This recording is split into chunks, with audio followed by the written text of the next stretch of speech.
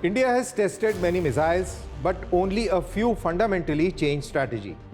Today, we examine how K-4 submarine-launched ballistic missile reshapes deterrence in South Asia, why it rattles Pakistan, and why it is quietly complicating Chinese naval ambitions in the Indian Ocean.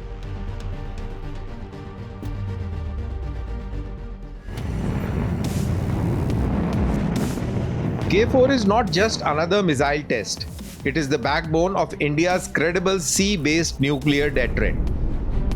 Developed indigenously, the K-4 is a submarine-launched ballistic missile with a range of approximately 3,500 kilometers, designed specifically for India's nuclear-powered ballistic missile submarines. Its defining feature is not just reach, but stealth, survivability, and assured retaliation. Unlike land-based missiles, which can be tracked by satellites or aircrafts, which can be intercepted, a ballistic missile submarine remains hidden under vast ocean spaces. The K-4 allows India to launch from underwater without surfacing without warning, ensuring that even in the worst-case scenario, India retains the ability to respond. This marks India's transition from deterrence to declaration to deterrence by capability. A quiet shift, but a decisive one. So why sea-based deterrence matters? Sea-based deterrent is the most survivable leg of a nuclear triad.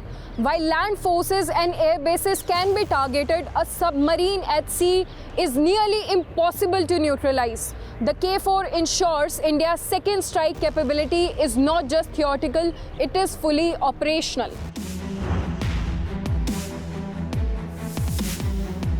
For Pakistan, the K-4 is deeply unsettling because it collapses strategic assumptions built over decades. Pakistan's nuclear doctrine has relied on early use options, short-range systems, and the belief that escalation control could deter India from massive retaliation. That logic weakens sharply with the K-4. India's submarine no longer need to approach Pakistan's coastline or enter contested waters.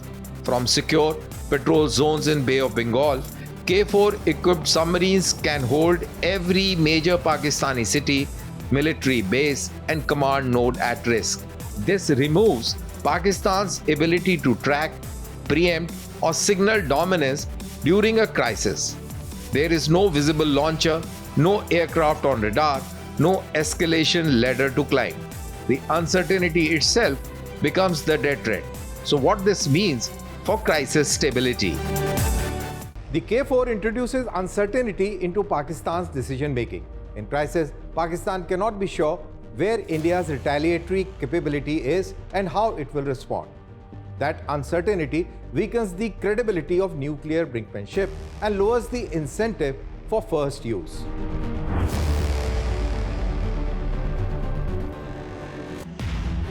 China is not named, but it is watching. K-4's real significance lies in how it integrates India into the Indo-Pacific strategic deterrence framework. With operational SSBN patrols, India is no longer a continental nuclear power alone, it is a maritime nuclear power. For China, this complicates naval dominance in Indian Ocean. Chinese submarines entering the region now face an Indian underwater deterrent that is persistent, concealed, and lethal. More importantly, K-4 represents trajectory, not culmination. It signals India's intent to field longer-range SLBMs that could hold Chinese strategic assets at risk without leaving Indian bastions. That forces Beijing to invest more heavily in anti-submarine warfare, ocean surveillance, and missile defense, stretching Chinese resources across multiple theaters. And hence comes the Indo-Pacific angle. China's concern isn't about today's missile range, it's about tomorrow's strategic deterrent. India's sea-based deterrent introduced a new nuclear equation in the Indo-Pacific, forcing China to factor India into its long-term strategic planning.